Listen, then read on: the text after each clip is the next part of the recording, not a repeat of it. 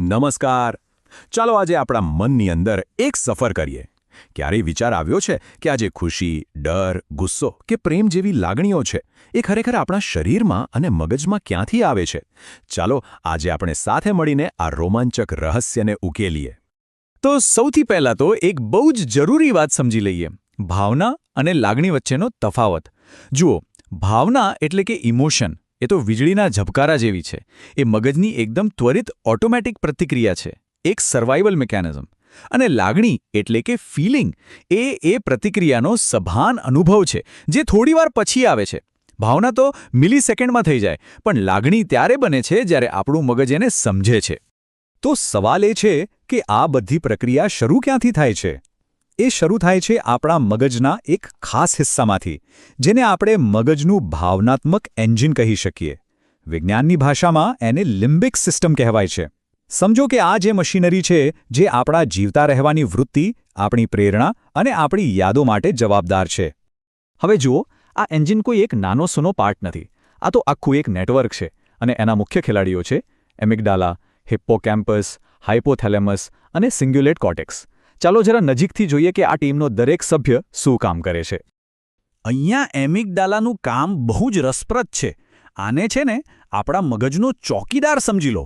એ સતત આજુબાજુ નજર રાખે છે અને બસ બે જ સવાલ પૂછે છે: શું આ ખતરનાક છે? અને શું આ મારા માટે ફાયદાકારક છે? દાખલા તરીકે, રસ્તામાં સાપ દેખાય તો આપણે વિચારીએ એ પહેલાં જ એમિગડાલા એલાર્મ વગાડી દે છે. ઓકે, તો એમિગડાલાએ સિગ્નલ મોકલી દીધું. હવે શું?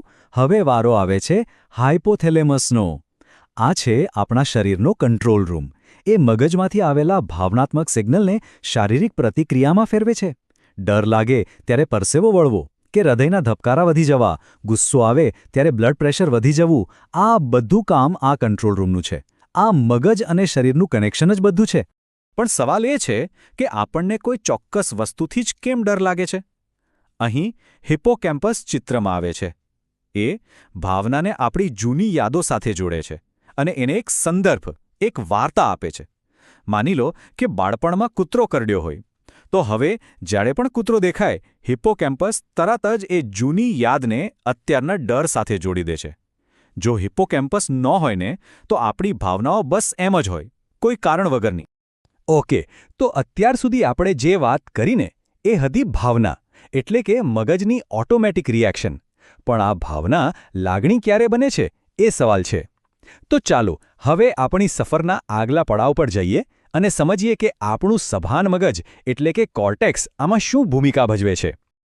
તો મળો આપણા મગજના મેનેજરને, વેન્ટ્રોમીડિયલ પ્રીફ્રન્ટલ કોર્ટેક્સ, ટૂંકમાં કહીએ તો VMPFC. આનું કામ છે લિમ્બિક સિસ્ટમમાંથી આવતા કાચા ભાવનાત્મક સિગ્નલને સમજવાનું, એને કંટ્રોલ કરવાનું અને એને આપણા તર્ક સાથે જોડવાનું. આ જે ભાગ છે જે નક્કી કરે છે કે આવેલી ભાવનાત્મક પ્રતિક્રિયા યોગ્ય છે કે પછી ઓવરરિએક્શન છે. ચાલો આને એક સરસ ઉદાહરણથી સમજીએ. કલ્પના કરો કે કોઈ વ્યક્તિ સ્ટેજ પર ભાષણ આપવા ઊભી છે. અંદરથી એમિગડાલા તો ચીસો પાડે છે, ખતરો છે, ખતરો છે, અને શરીરમાં ધબકારા વધી જાય છે, પરસેવો વળવા લાગે છે. પણ ત્યારે જ VMPFC એટલે કે મેનેજર વચ્ચે આવે છે. એ પરિસ્થિતિને તપાસે છે અને પૂછે છે, એક મિનિટ, શું આ ખરેખર જીવલેણ છે?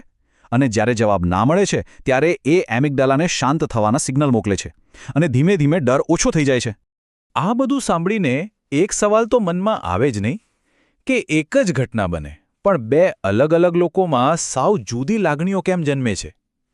આનો જવાબ મિત્રો આપણા દરેકના મગજની અલગ અલગ પ્રોસેસિંગમાં છુપાયેલો છે. એક વાત બરાબર સમજી લઈએ. લાગણીઓ કોઈ હવામાં નથી હોતી. એ કોઈ મનનો વહેમ નથી.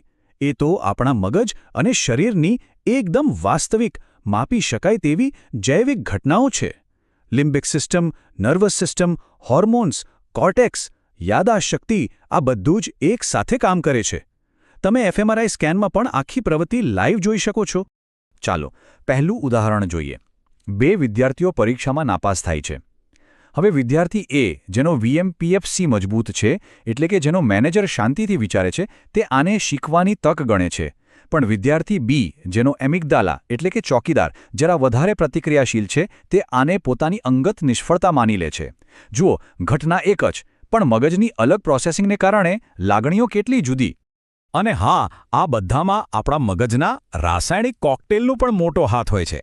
ડોપામાઇન એટલે કે ઇનામવાળી ફિલિંગ, સેરોટોનિન જે મૂડ સારો રાખે છે, કોર્ટિસોલ જે તણાવ વધારે છે, આ બધા કેમિકલ્સનું બેલેન્સ આપણી ભાવનાત્મક સ્થિતિને સીધી અસર કરે છે. આ જ કારણ છે કે અમુક દવાઓ આપણી લાગણીઓને બદલી શકે છે કારણ કે તે આ કેમિકલના બેલેન્સમાં ફેરફાર કરે છે. ચાલો હવે જરા ઝૂમ આઉટ કરીએ અને મોટું ચિત્ર જોઈએ. આટલી જટિલ અને ક્યારેક તો આટલી બધી તકલીફ આપતી આ લાગણીઓની સિસ્ટમ ઉત્ક્રાંતિએ આપણને આપી જ શા માટે? આની પાછળ કોઈ હેતુ તો હશે ને? તો સવાલ એ છે કે આ બધી માથાકૂટની જરૂર શું છે? શું આપણે ફક્ત તર્ક અને બુદ્ધિના આધારે ના જીવી શકીએ? ના. જવાબ છે ના. અને એની પાછળનું કારણ બહુ જ રસપ્રદ છે.